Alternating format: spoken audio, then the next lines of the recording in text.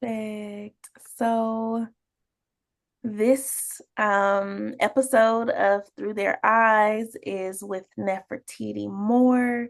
We're going to start off by just giving you an opportunity to introduce yourself a little more fully. Mhm. I like to do that by asking the question, who are you?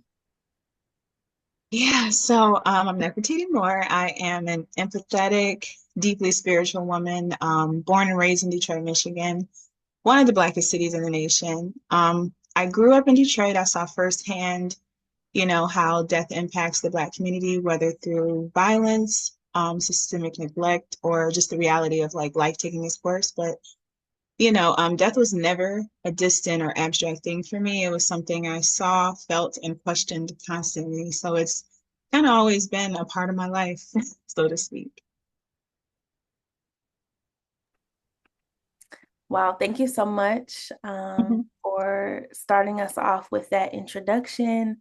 Um, I know I've seen you in a lot of different spaces and um heard your story and like how you came into your role as a death doula.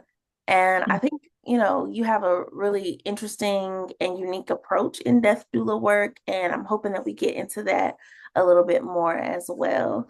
Yeah. Um, so yeah, tell the audience who will be listening more about your path into death doula work. I know you said that you've witnessed death in a lot of different ways, but how did you then decide to support people in this way? Yeah. My like I said, my path has into death care has been lifelong, even when I didn't kind of realize it. So like as a youth, I was, kind of obsessed even with movies that had death in them, like with the major themes. So movies like My Girl, Addams Family, Death Becomes Her, a lot of horror films, but I didn't know it then, but I was already kind of drawn to the idea of death being something more than just like an ending. But my real initiation into this work came when I was 9, when my favorite uncle died by suicide. And that loss literally like shook me. And I had so many questions, like where did he go? Was he in pain? Like what happens after we die? But I don't know if it was because I was a child or what, but it was like no one had any answers for me. No one wanted to talk about it, And so fast forward to my college years when I was studying to become a mortician and my grandpa passed away. And that loss, we were very close. We used to talk about death and everything, but it completely broke me. And I would say like grief kind of swallowed me whole. I ended up dropping out of college and I thought I was done with death care for good, but death work found me again. I kind of stumbled across, I think it was going with grace. A few years later, I stumbled across the alternative, quote unquote, death care space, home funerals, green burials, grief support. And it wasn't tied to, say, like the mainstream funeral industry. And that's when I realized that death didn't have to be like this like business transaction, and it could be something personal, something sacred and healing. And that's, what I wanted to offer my clients. Yes. There's so many like pockets of alignment, at least on timing, that I don't even think I realized with you. Yeah, like when I was 9, it was also the loss of my uncle by AIDS that really shifted me in a way. And I also wasn't explained things to, and like, I don't know, it was just like a weird, it was weird. Yeah, You brought up My Girl. Okay, I was obsessed. girl, like obsessed. Yeah. And then I also didn't know that you were studying to become a mortician, like after my uncle died. And like I was the kind of kid, like I watched Forensic Files and like all those types of shows. Same. Or that I wanted to be a mortician, and who knows? Who knows where life might take us? But I didn't Oh realize yeah. you. That's really Yeah. Yeah, I had got my prerequisites done and everything. And I was set to get ready to apply to actual program. And let me tell it, I was in Wayne State University in Detroit. And that's one of what I feel like one of the best in the nation, just because in Michigan has so many rules around death care. And I feel like if you get your degree in an institution that has all these different rules and things, you can pretty much go anywhere in the yeah. nation to practice. But I didn't even get a chance to apply because my grandpa passed away and I just was overcome with the grief. Yeah. Yeah, I mean, such is grief, right? Like sometimes Hmm. it just does that, and it keeps a grasp on you for a while, or it can. Um, Yeah. I have a couple like ways that I want to go with what you've shared because now, you said that you were impacted by the death of your uncle at 9. Mhm. I can relate to you in that age and time frame. And now Mhm. you're a mom. Yeah.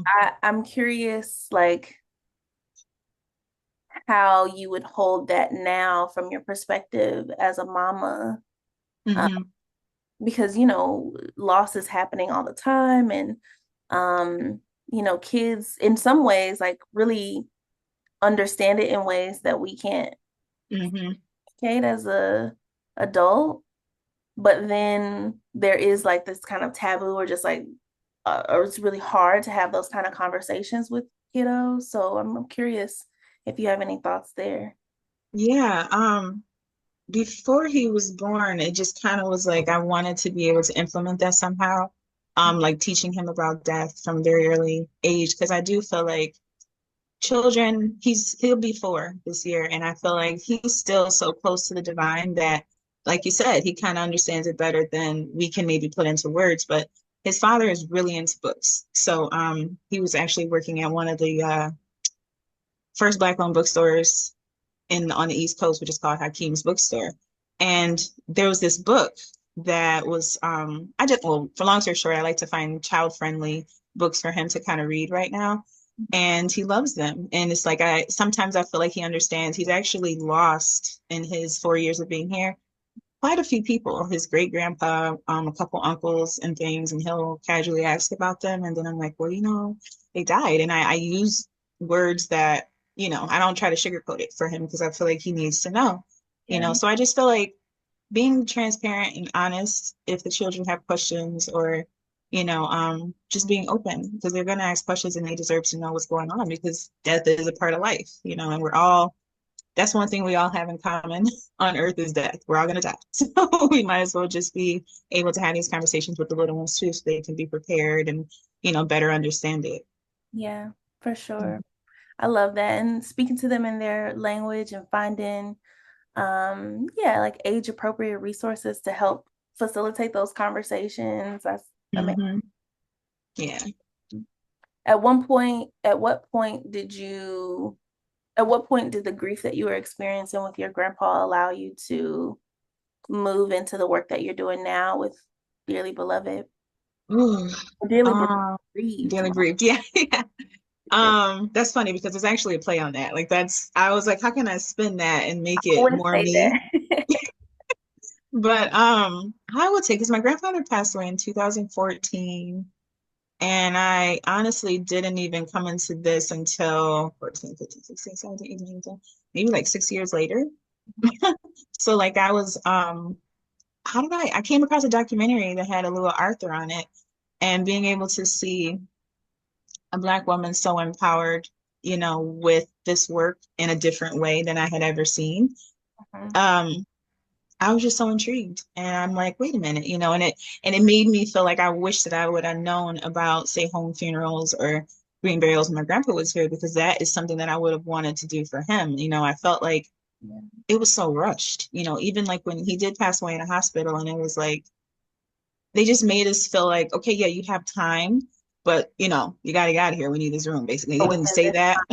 yeah, Yeah, yeah. They didn't say that, but that's what it felt like. And I'm like, being able to know that you could have that space at home, that connection and just more calm and take that rushness out of it, I would have loved to do that. So it took a while before I was even really ready to pursue death care again. Because again, I thought it was over.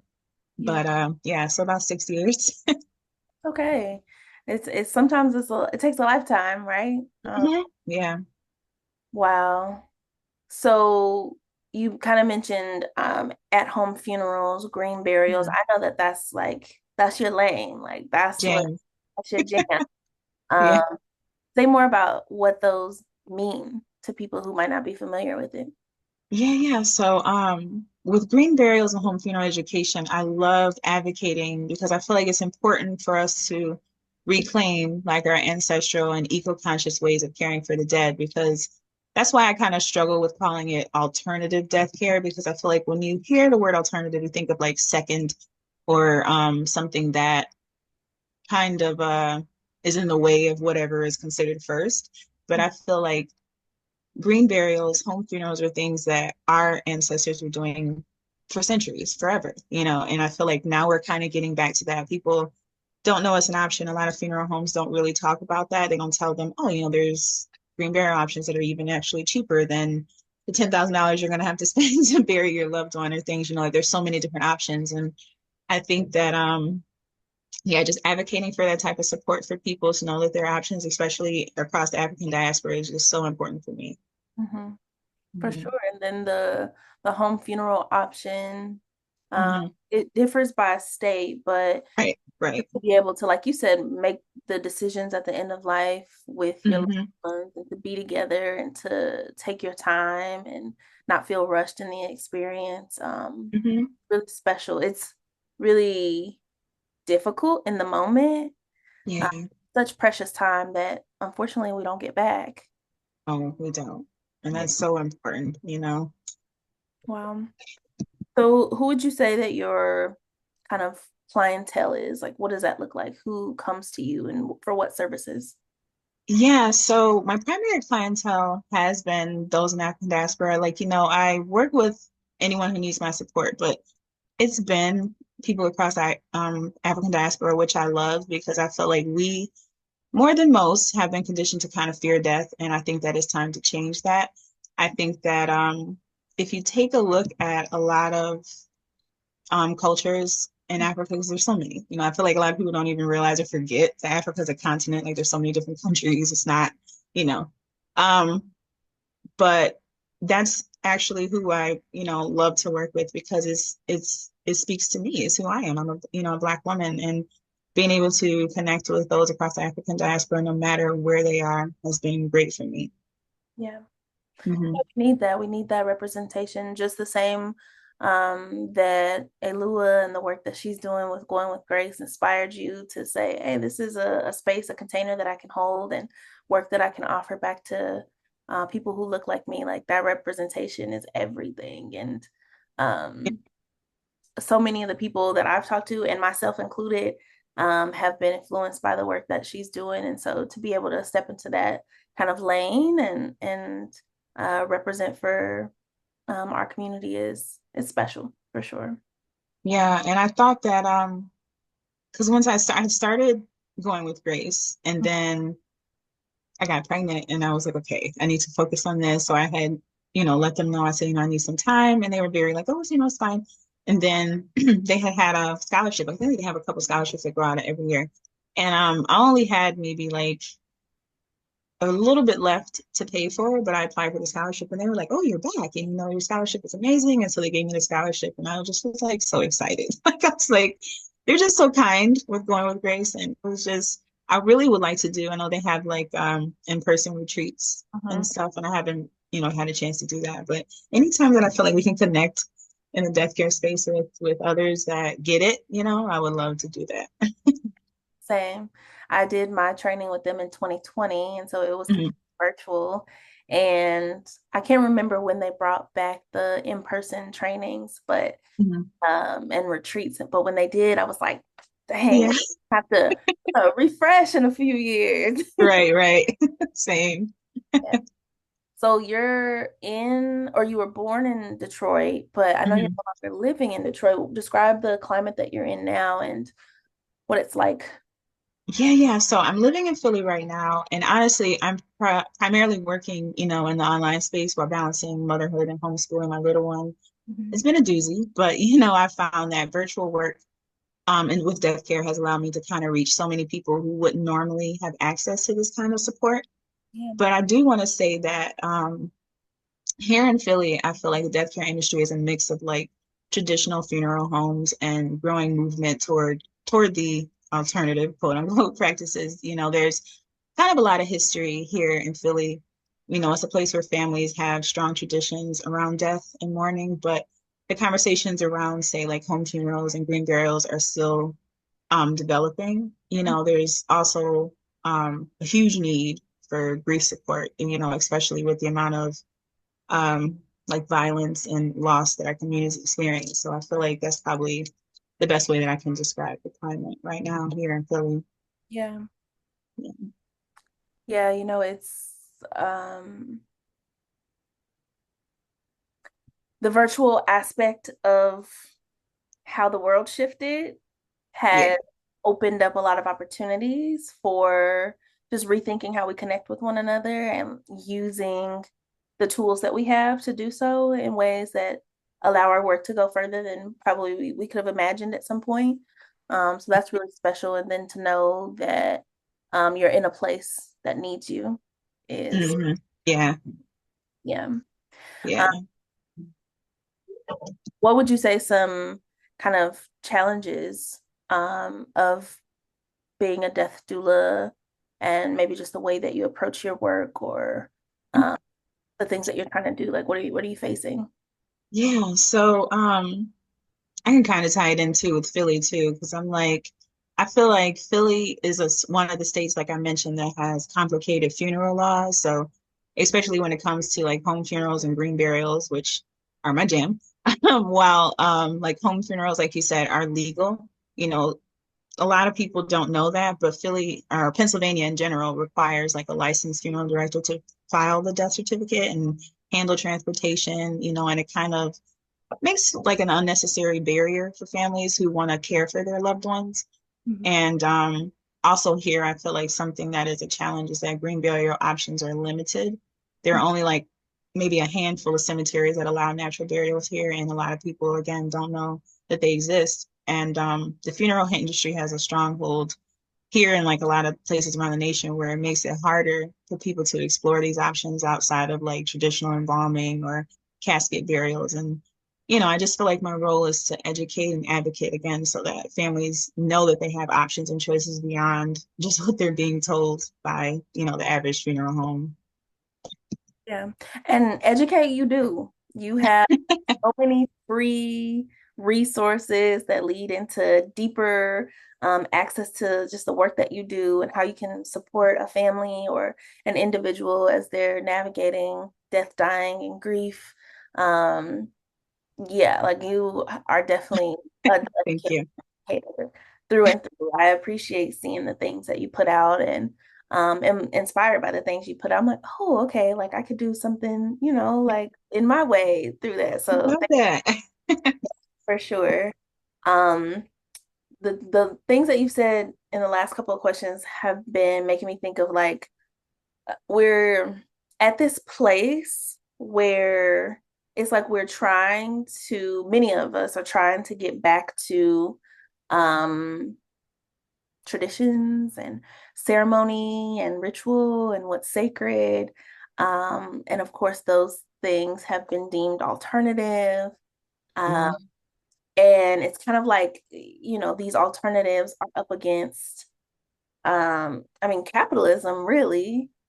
Uh, I mean, if you really want to break it down, Yep. it's like we're at this place where it's like we're pushing, against one another. And We um, could really work together, like with these funeral homes. I feel like, come on, we could really be hand in hand with each other. But I didn't mean to cut you off. But yeah. no, no, I mean, that's one of the directions I was going. I feel the same has happened on the other end of the spectrum in birth work, where, Mm, mm, um, you know, midwives and OBGYNs, for example, are often pitted against one another. And then you have birth doulas that come in.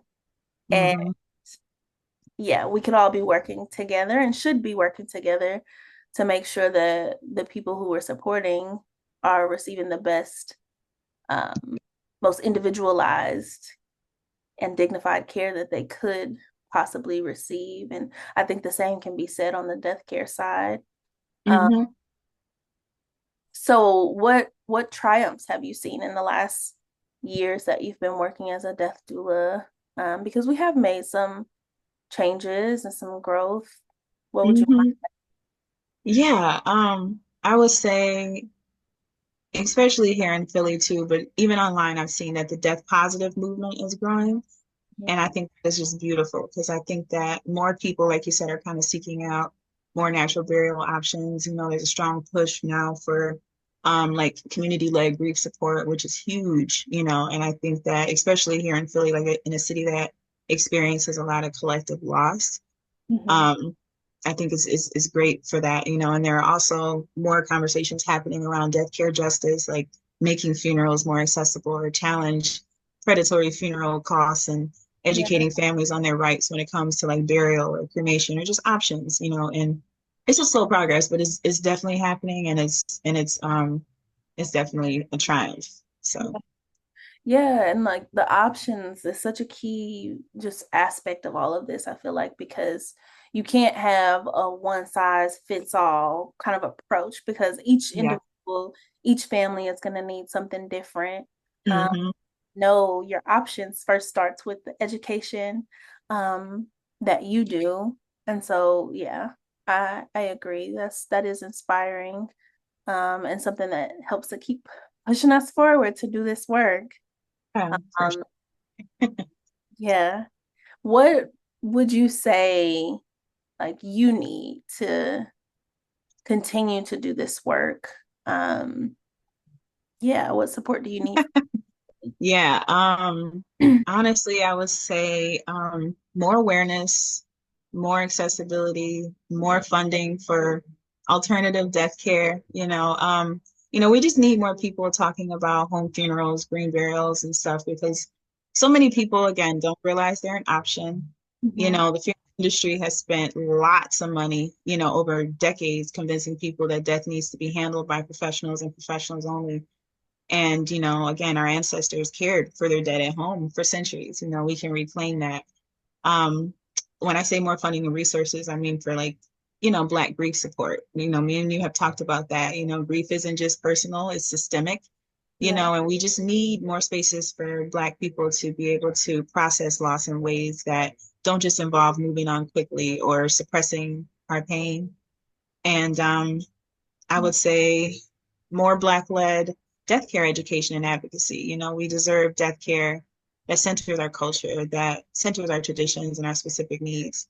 You know, we need more Black educators, like you said, and doulas and funeral guides leading these conversations so that our people feel safe embracing them, you know, and I feel like we're doing our part as a collective and but it just, you know, it needs change and requires a lot of effort outside of just us, you know.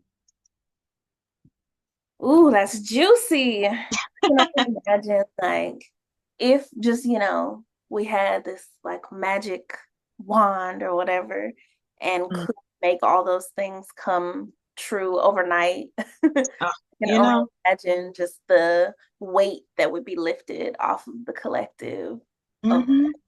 who have experienced so much loss. Um, Yeah. when you said that, it made me think that, some are working toward preventing or minimizing the losses that we experience collectively. Hmm. And at the same token, like we're also fighting to just be able to process the losses that we have experienced. It's just such a weighted kind of realization that those things are happening Yeah. at the time. Um, Hmm. yeah. Yeah. Sorry, go ahead. No, no, no. I was just agreeing. Yeah. Yeah. Um, what are some, I know you probably shared it in our other conversation that we were talking about, but some areas or some resources for grief support in your area. Um, Yeah. yeah, what does that look like in Philly? Yeah. One of them is called Philly Heals, which is a bereavement program that offers free support services for those that are grieving the loss of a loved one due to, say, substance abuse, which I feel like is super important because there are so many people, unfortunately, who that's like a type of disenfranchised grief where you lose someone to substance abuse and people are just kind of rude about it. They'll kind of just be like, oh, well, they did it to themselves. Or sometimes even the griever might be dealing with that in that way. And I think it's really dope that Philly has that. There is the FMV program, which is Families of Murder Victims. a program specifically for like family and friends of homicide victims. They offer emotional support, crisis services, court support, and so much more. And then another one is Uplift Center for Grieving Children.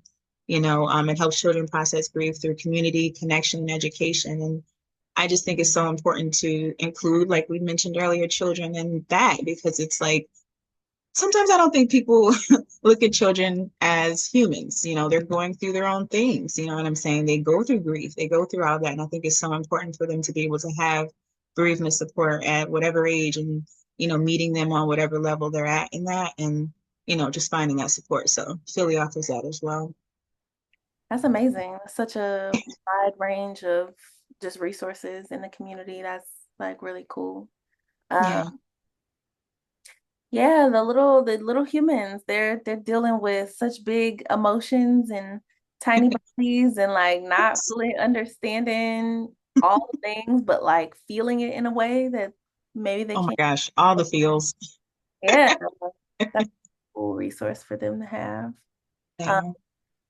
what else? Anything else that maybe we didn't touch on that you want to be sure to highlight before we? Um, I think that I mentioned it a little bit, but just coming into, this death care space and realizing that, because I think that we all maybe still, even in the death, all of those of us in the death care space kind of have fears or anxieties around death. And I just want people to know that that is normal.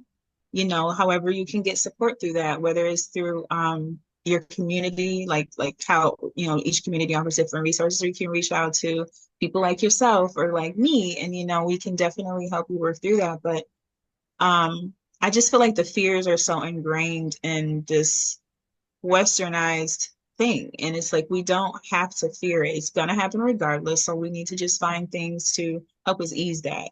I think coming into this space, I just was like, I had fears as well. I think when I lost my grandfather, it just was like that's the type of disenfranchised grief too, because he's an elder and people were like, well, he was 90. Like and it was just I didn't feel the community that I needed because I feel like people were just kind of like, well, you'll be all right, and you're gonna be fine. And I needed support. And I'm glad that I know there are spaces, but I love being able to advocate for people to find that out. So just know that you're not alone and you can find, space and community and then we will definitely support you through that.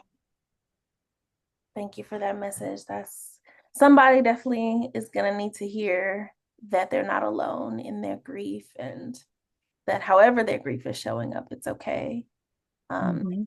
to get through it alone. So thank you for that message. One final question. What's next for you in this year of 2025? What big things are you working on that you want people to know about? Yeah, so I've come into living funeral guiding more so than anything. I've been doing it for myself, but I want to, eventually offer it for others. I'm working on a program to create that'll be online for others. A lot of people I just feel like that'll help with the fears and anxieties, holding space for yourself. You don't have to be dying to have a living funeral. You can, have it. I want to eventually offer in person as well, guided meditation, death meditation, and just holding space for yourself and finding beauty in something that people see as so negative. Death is in a lot of African cultures, it's not the end. And that's my belief. It's my personal belief. A lot of people don't believe that. But even if you don't, even if you think that there's nothing after this, it's like, well, you'll definitely probably want to be able to hold space for yourself with that such being such a final ending as what you think. And yeah, so living funeral offerings are on the horizon for me. Yay, that's so exciting. I love that for you. Well, I'm Thank you. rooting for you. Thank you so much for joining me for this interview. And hopefully, there will be more coming between us as well. Yes, for sure. Thank you, Brianna. Okay, let me pause.